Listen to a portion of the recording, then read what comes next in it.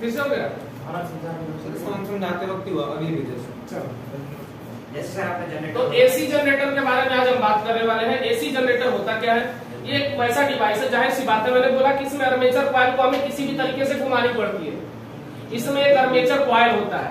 Coil मतलब generally rectangular coil से मतलब होता है, ऐसा नहीं कि कॉइल खाली रेक्टेंगुलर होता है। आपने देखा होगा मॉडर्न एज के जितने भी जनरेटर बनते हैं उसमें एक पंख लगे होते हैं इतने छोटे से, और वो थोड़े से रेक्टेंगुलर और सर्कुलर के बीच में होता है ना, जिससे हम जितना से ज्यादा फ्लक्स उससे पास करवाएं या फ्लक्स को चेंज करवा सकें। तो क्या होता है, आर्मेचर कॉइल को हम किसी भी तरीके से अगर घुमा देंगे ना, तो जितना ज्यादा वो घूमेगा उतना ज्यादा क्या करेगा, फील्ड लाइन को काटेगा, फ्लक्स में उतना चेंज करेगा। और उससे जुड़े रहते हैं स्प्लिट रिंग, और उस स्प्लिट रिंग से जुड़ा होता है कार्बन ब्रश। तो जितना ज्यादा स्प्लिट रिंग से टकराएगा और वो कार्बन ब्रश को उतना ज्यादा क्या करेगा, रगड़ेगा बार बार, तो उससे ईएमएफ इंड्यूस होगा, और उस ईएमएफ को हम आगे चल के लोड रेजिस्टेंस लगा के वहां पे आउटपुट पा लेते हैं। तो ये एक सिंपल कहानी है, लेकिन आप सोचो सबसे पहले हमको क्या करना पड़ेगा, उस आर्मेचर कॉइल को रोटेट कराना पड़ेगा। और आर्मेचर कॉइल को रोटेट जब कराओगे तो वो मैकेनिकल एनर्जी कहलाती है। हम कोई काम करते हैं ना, वो मैकेनिकल एनर्जी है। तो मैकेनिकल एनर्जी से ये डिवाइस इलेक्ट्रिकल एनर्जी में कन्वर्ट करता है। बस इतना याद रखना। ये डिवाइस कैसा है? It is a device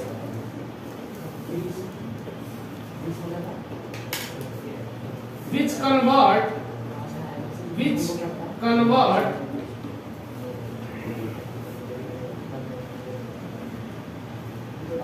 mechanical energy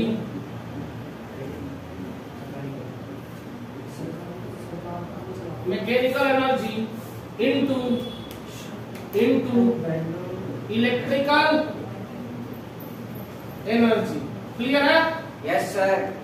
यानी एक ऐसा डिवाइस है जो मैकेनिकल को किसमें बदलता है, इलेक्ट्रिकल एनर्जी में बदलता है।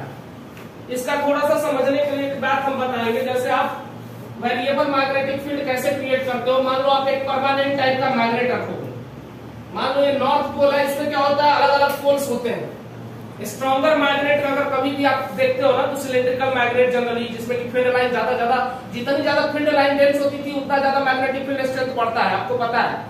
तो आप बड़े जब सिंगल टाइप के पोल, नॉर्थ पोल और सिंगल टाइप के साउथ पोल बनाते हो, अलग से मैग्नेट क्रिएट कर लेते हो, तो वहां पे फील्ड लाइन बहुत डेंस होती है। इसके वजह से जनरली ये स्ट्रॉन्गर मैग्नेटिक फील्ड क्रिएट करता है। क्लियर है? तो मान लो नॉर्थ पोल इधर हो गया, ये साउथ पोल हो गया, है ना। अब यहाँ से फील्ड लाइन नॉर्थ से साउथ की तरफ सारी जा रही होगी, बोलो। अब इसके बीच में आपने कोई ऐसा कॉइल रखा है रेक्टेंगुलर टाइप का, ये लो आपने कॉइल रख दिया। मान लो ये इसका एक्सिस ऑफ रोटेशन है, तो ये रोटेट करा होगा, तो ये कॉइल पे जैसे ही फील्ड आएगी तो फील्ड से मान लो ये कॉइल क्या कर रहा है, बार बार यहाँ पे हैंडल लगा के इसको घुमा रहे हो। देखो ना भाई, एक्सिस के लॉन्ग अब क्या कर रहे हो, तुम लोग पढ़ क्या नहीं रहे हो जी, आजकल देख रहे हो तुम लोग पढ़ ही नहीं रहे हो। एक्सिस के लॉन्ग बार बार इस रेक्टेंगुलर कॉइल को हम क्या करेंगे, घुमाएंगे। तो जितना हम घुमाएंगे, देखो कई बार ऐसा आएगा सिचुएशन इसके साथ, हम इसको घुमा रहे हैं, मान लो मैग्नेटिक फील्ड में ऐसे रख के, ये एक्सिस है हमारा, हैंडल से घुमा रहा है, तो ये ऐसे होगा, फिर ऐसे होगा, फिर ऐसे होगा। तो जब ऐसे रहेगा तो इस एरिया से ज्यादा फील्ड लाइन पास करेगी, पैरेलल हो जाएगा, कोई फील्ड लाइन पास नहीं करेगी, जीरो। फिर 2 फील्ड लाइन पास हो रही है, फिर 3 फील्ड लाइन पास हो रही है, फिर पूरा फील्ड लाइन पास हो गई। जितना मुड़ते जाएगा फील्ड लाइन कम ज्यादा होते जाएंगी। इसीलिए अल्टरनेटिंग करंट का जो नेचर होता है ना, अप डाउन जो कह रहे हो ना, वो क्या होता है, उसी को कहा जाता है कि उसका डायरेक्शन हमेशा चेंज होता है। एसी करंट का याद रखना, मैग्नीट्यूड सम टाइम चेंज होता है, हो भी सकता है और नहीं भी हो सकता है, लेकिन डायरेक्शन कंटिन्यूअस चेंज होता है। एसी करंट का पहचान यही है कि डायरेक्शन हमेशा उसका साइनोसॉइडल होता है और हमेशा चेंज होता है। तो इस वजह से क्या होगा कि ये कभी यहाँ पर, कभी यहाँ पर, कभी यहाँ पर होते रहेगा। क्लियर है? तो देखो मैं समझाने की कोशिश कर रहा हूँ, ये एक ऐसा डिवाइस है जो मैकेनिकल एनर्जी को किसमें कन्वर्ट कर देता है, इलेक्ट्रिकल एनर्जी। इसका पार्ट कुछ समझ लो, मेन पार्ट, प्रिंसिपल पहले समझ लो इसका। प्रिंसिपल क्या होता है, बताना चाहिए। इट इज वर्किंग ऑन, ये मैं कौन सा चैप्टर हम लोग पढ़ रहे हैं, इसी के प्रिंसिपल पे काम करता है हमेशा। It is working on principle of EMI। EM आई मतलब इलेक्ट्रोमैग्नेटिक इंडक्शन के प्रिंसिपल पे ही ये काम करता है। अब वर्किंग क्या है देख लो। वर्किंग ये है कि इसमें एक होता है पहला armature coil. Armature coil, armature coil देखो जनरली रेक्टेंगुलर होता है ये आर्मेचर कॉइल। ये क्या है? Armature coil. क्लियर है? अब देखो आर्मेचर कॉइल जो होता है, आगे थोड़ा सा बढ़ा देते हैं। आर्मेचर कॉइल जनरली क्या होता है ना, एक यहाँ पर स्लिप रिंग हो गया और एक यहाँ पर हो गया, दो स्लिप रिंग के बीच में लगा रहता है S1 S2। यहाँ पर एक कार्बन ब्रश भी लगा होता है, यहाँ पे आपने देखा होगा B1 और यहीं पे एक जुड़ा रहता है B2। दो कार्बन ब्रश से दो स्प्लिट रिंग जुड़े रहते हैं। क्लियर है? और इसी कार्बन ब्रश से आप क्या करते हो, अगला सर्किट को जोड़ते हो। अगले सर्किट को इसी कार्बन ब्रश से आप जोड़ लेते हो। इसमें कई बार आप लोड रेजिस्टेंस लगाते हो, इसको कहा जाता है लोड रेजिस्टेंस। लोड रेजिस्टेंस है ना, लोड रेजिस्टेंस। रेजिस्टेंस का मतलब है कि अब यहाँ पे तुम आउटपुट तुमको मिलेगा, क्या मिलेगा? आउटपुट। ये लोड रेजिस्टेंस के अक्रॉस कभी भी किसी भी सर्किट में याद रखना हमें आउटपुट मिलता है। कई बार लोग यहाँ पे बल्ब लगा के दिखाते हैं, कई बार एक रेजिस्टेंस के सहारे आप दिखा सकते हो। क्लियर है? क्या होता है कि हमने बोला कि आर्मेचर कॉइल का जो ये स्पिंडल है जुड़ा हुआ है किससे? दो स्प्लिट रिंग से। किससे? Split ring. S1 S2 क्या है? बोलो, स्प्लिट रिंग है ना। और B1 B2 क्या है? B1 B2 जो है वो है कार्बन ब्रश। कार्बन ब्रश देखो याद रखो, S1 S2 स्प्लिट रिंग है और B1 B2 कार्बन ब्रश है। जैसे ही इस एक्सिस के अबाउट हैंडल लगा के तुम ओमेगा वेलोसिटी से घुमाओगे ना, जब सर्कुलर मोशन में तुम अगर वेलोसिटी अगर जो तुम्हारी रहती है उसको कहा जाता है एंगुलर वेलोसिटी। सर्कुलर मोशन जब किसी पार्टिकल को तुम करवाते हो तो एंगल पे जिस भी वो मोशन करता है तो एंगुलर वेलोसिटी से मोशन करता है। अगर कोई पार्टिकल किसी सीधे रास्ते पे मोशन करता है तो लीनियर वेलोसिटी होती है। क्लियर है? तो ये ओमेगा एंगुलर वेलोसिटी से मान लो ये पूरा आर्मेचर कॉइल घुमा रहे हैं हम हैंडल के सहारे या किसी भी चीज से घुमा रहे हैं, हमको कोई फर्क नहीं पड़ता हम किस चीज का सहारा ले रहे हैं घुमाने के लिए। कई बार इंजन के सहारे तुम लगाते हो, हैंडल मारते हो, इंजन चलने लगता है, तो जनरेटर आजकल उसी पे बने। तो क्या होता है, इसको घुमाओगे तो कभी क्या होगा, फ्लक्स बहुत ज्यादा पास होगा, कभी 0 पास होगा, कभी 4 पास होगा, कभी 3 पास होगा, कभी मैक्सिमम पास होगा। यानी बार बार फ्लक्स हमें चेंज होते रहेगा। और जब फ्लक्स चेंज होगा तो इसमें ईएमएफ इंड्यूस हो जाएगा कि नहीं? Yes sir. तो आर्मेचर कॉइल पहला पार्ट हो गया। दूसरा पार्ट था इसका स्प्लिट रिंग, और उसके बाद तीसरा था कार्बन ब्रशेस।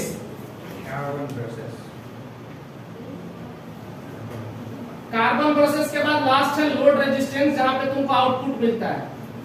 लोड रेजिस्टेंस जिसके अक्रॉस आपको आउटपुट मिलता है। क्या मिलता है? आउटपुट। तो बताओ जरा, ये अगर कॉइल है तो एक टाइम ऐसा आएगा, मान लो अभी इनिशियली ये पैरेलल है या परपेंडिकुलर है। T=2 अगर देखो इनिशियली लिख रहे हैं, initially armature coil is initially armature coil is perpendicular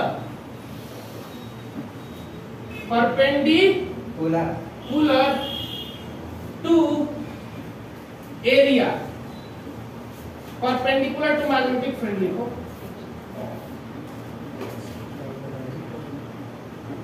एक इनिशियल जो फेस है इसका, उस समय मान लो कि आर्मेचर कॉइल परपेंडिकुलर है। इस वाले केस में मैक्सिमम से ज्यादा फ्लक्स पास होगा। Yes sir. ज्यादा से ज्यादा फ्लक्स पास होगा तो पूरा ज्यादा से ज्यादा ईएमएफ इंड्यूस होगा। क्लियर है? ऐसा मत सोचना, जब ये आर्मेचर कॉइल परपेंडिकुलर हो जाएगा ना तो एरिया और मैग्नेटिक फील्ड एक दूसरे के परपेंडिकुलर हो जाएगा। नहीं हो जाएगा? Yes sir. अरे जब ये आर्मेचर कॉइल इसके परपेंडिकुलर हो जाएगा मैग्नेटिक फील्ड के, तो एरिया और फील्ड एक ही डायरेक्शन में हो जाएंगे ना। Yes sir. समझ रहे हो कि नहीं? Yes sir. तो इस वाले में हमें मैक्सिमम मिलेगा, क्योंकि बी फ्लक्स जो होता है इस वाले केस में नेट फ्लक्स कितना मिलेगा? फाई बी बराबर BA cos 0 डिग्री या तो 180 डिग्री, यही मिलेगा। मान के चलो हम किसी एंगल थीटा पे सोच रहे हैं, है ना। फाइनली एज्यूम आर्मेचर कॉइल, यहाँ पर थीटा या तो डिग्री होगा या तो 180 degree. Armature coil is at angle theta. किसी एंगल थीटा पर हम जरा सोचते हैं। इनिशियली जो था मैंने मान लिया कि परपेंडिकुलर था, तो परपेंडिकुलर के केस में मैक्सिमम फ्लक्स मिल जाएगा। Yes sir. अब मान लो हम थीटा पे सोच रहे हैं, तो थीटा पे नेट फ्लक्स कितना मिल जाएगा? BA cos 0 degree, sorry BA cos theta, theta angle पे BA cos थीटा ही मिलेगा। Yes sir. एक चीज और बताओ, अगर आपने एंगुलर वेलोसिटी थोड़ा बहुत अगर 11th में पढ़ा होगा, तो एंगुलर वेलोसिटी ओमेगा बराबर क्या लिखते हो? एंगुलर डिस्प्लेसमेंट अपॉन में टाइम लिखते हो कि नहीं? Yes sir. तो थीटा बराबर ओमेगा टी यहाँ से मिल जाएगा कि नहीं, बताओ? Yes sir. बोलो। Yes sir. तो थीटा बराबर मैं ओमेगा टी रख दे रहा हूँ, तो क्या आएगा? BA cos ओमेगा टी मिल जाएगा। Yes sir. यानी फ्लक्स बराबर मिल गया BA cos omega T. Clear है? अब अकॉर्डिंग टू फैराडे लॉ, ये सब मैं हटाऊं, यस सर। नीचे वाला हटाने जा रहा हूं, ध्यान से देखो। अब according to Faraday law, according to Faraday law बताओ, फैराडे के लॉ से एक चीज बताओ जरा। फैराडे के लॉ से एक बात बताओ जल्दी। फैराडे ने क्या बोला था? इंड्यूस ईएमएफ बराबर माइनस डी फाई अपॉन में dt, बताया था क्या? Yes sir. और cos थीटा का डिफरेंशिएशन करो जरा फाई b, तो देखो BA कांस्टेंट है, बाहर निकल जाएगा, minus BA minus sine cos omega t का डिफरेंशिएशन करो, माइनस साइन माइनस साइन तो माइनस माइनस प्लस हो जाएगा, yes sir. Sine omega t, और ओमेगा टी का करोगे तो एक ओमेगा और बाहर आएगा कि नहीं? Yes sir. बोलो। Yes sir. ये मान लो कॉइल के पास एक सिंगल टर्म के लिए तुम करे थे, अगर n नंबर ऑफ टर्म्स होंगे कॉइल में तो n से मल्टीप्लाई करना पड़ेगा कि नहीं? यस बोलो। तो यहाँ इंड्यूस ईएमएफ का जो फॉर्मूला आया वो आया NBA omega sine omega T. ये इंड्यूस ईएमएफ बराबर मिला है। क्लियर है? ध्यान से देखना, अगर इस फॉर्मूले में देखोगे ना E बराबर, तो ये जो NBA ओमेगा है, NBA जो ओमेगा है उसको बोलते हैं NBA ओमेगा। ये जो होता है ना, याद रखना, E की मैक्सिमम वैल्यू कितनी हो सकती है? E की मैक्सिमम वैल्यू कितनी हो सकती है? जब साइन ओमेगा टी का मैक्सिमम वैल्यू होगा, और साइन ओमेगा टी की मैक्सिमम वैल्यू कितनी हो सकती है? तो इसकी वैल्यू यानी साइन ओमेगा टी जो है, साइन ओमेगा टी मैक्सिमम कितना हो सकता है? 1। तो मैक्सिमम जब 1 होगा तो मैक्सिमम E कितना मिलेगा? मैक्सिमम E नॉट इतना मिल जाएगा कि नहीं, बताओ?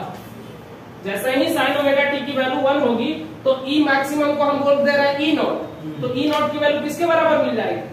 NBA ओमेगा के। Yes sir. याद रखना, कभी भी अगर आपको पूछता है कि किसी कॉइल को हम लोग मैग्नेटिक फील्ड में रखे हैं तो मैक्सिमम ईएमएफ कितना इंड्यूस होगा, इससे कई बार क्वेश्चन आ चुके हैं, कई बार, एक बार नहीं। इस सेम अकेले एक इक्वेशन से आपके बोर्ड में भी क्वेश्चन आया है और जेई में भी क्वेश्चन आया है।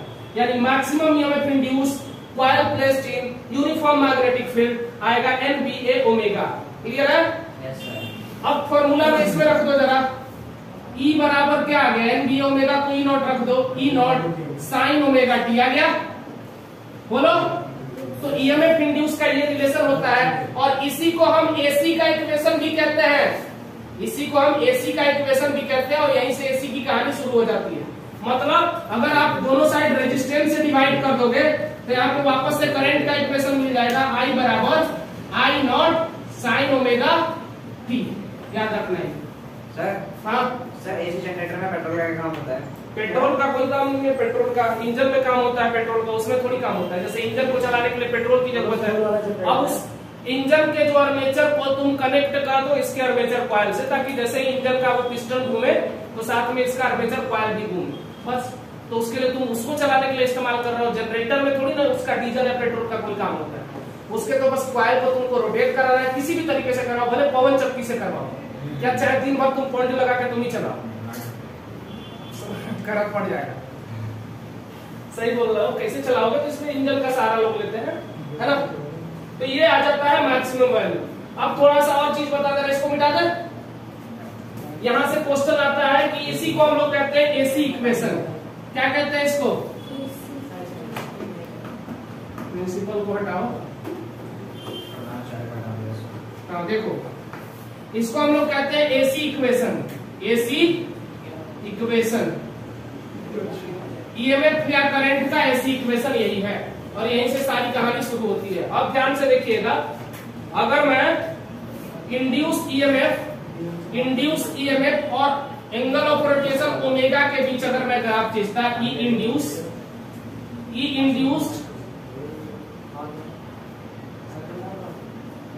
आई इंड्यूस और ओमेगा के बीच अगर मैं ग्राफ खींचता हूं तो ग्राफ कुछ ऐसा बनता है।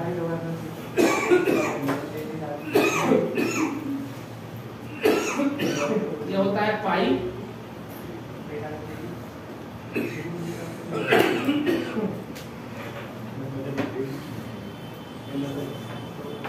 टाइम को भी इसी पे इन्वॉल्व कर दे रहा है। देखें ये पाई होता है, ये क्या हो जाएगा 3π/2 और ये हो जाएगा पाई। तो ये ऐसा आता है, यानी दो टाइम पे हमें मैक्सिमम मिलता है, एक बार मैक्सिमम देन मिनिमम फिर मैक्सिमम देन मिनिमम। यही नेचर है, यानी इसी साइनोसॉइडल को फॉलो करता है। ये आइडिया ग्राफ का कहां से आया? यहां से आया, क्योंकि ये साइन ग्राफ को फॉलो करती है और साइन का ग्राफ मैथ में थोड़ा बहुत अगर नहीं देखा होगा तो ऐसा ही ग्राफ बनता है। तो E equal to E0 sin omega t इसी ग्राफ को फॉलो करता है, एंगुलर ऑफ वेलोसिटी ओमेगा। और अगर आपके इंड्यूस ईएमएफ या करंट के बीच आप ग्राफ ड्रॉ करोगे तो यही आएगा। कई बार लोग टाइम बताने के लिए भी इसका इस्तेमाल करते हैं, तो टाइम को हम चाहे तो इसी एक्सिस पे दिखा सकते हैं। ये वाला जो टाइम है इसके नीचे ना ये आता है t/4, ये वाला टाइम होता है t/2, फिर अगला वाला टाइम क्या मिलेगा? सॉरी ये वाला टाइम होता है t/2 में प्लस t/2 में t/4 और जोड़ो क्या आएगा 3t/2 और वापस से ये वाला जो टाइम आएगा वो t आ जाएगा। देखो यहां से शुरू होके यहां पर पहुंचेगा तब ना एक टाइम कंप्लीट करेगा। इधर देखो इंड्यूस ईएमएफ और ओमेगा के बीच में हमने एक ग्राफ ड्रॉ कर दिया। कंप्लीट टाइम पीरियड कब होता है? जहां से ग्राफ शुरू हुआ, चाहे कोई भी चीज शुरू हुआ, एक कंप्लीट सर्कल करेगा तब। तो यहाँ पर एक कंप्लीट सर्कल हो रहा है, तो इनिशियली क्या है यहां से यहां तक का अगर मैं बात करूं π/2 तक, तो पहला टाइम कितना हो जाएगा? पहला क्वार्टर हो जाएगा t/4, t/4 में t/4 और जोड़ दो t/2 और t/2 में t/4 जोड़ो 3t/2 और लास्ट जो मेन हो जाएगा जब कंप्लीट करेगा ग्राफ तो मेरा जो कंप्लीट टाइम पीरियड हो जाएगा वो t हो जाएगा। क्लियर है? Yes sir. तो ये पूरी कथा है आपके एसी जनरेटर का। इससे पहले मैंने आपको ग्रुपिंग ऑफ इंडक्टर्स सारी चीजें बता दी। अब थोड़ा सा इस पे कंसंट्रेट करिएगा और इससे रिलेटेड सारे प्रॉब्लम करिएगा, तो एनसीईआरटी पूरा करवा देंगे, है ना? तो आज के लिए thank you so much, good night.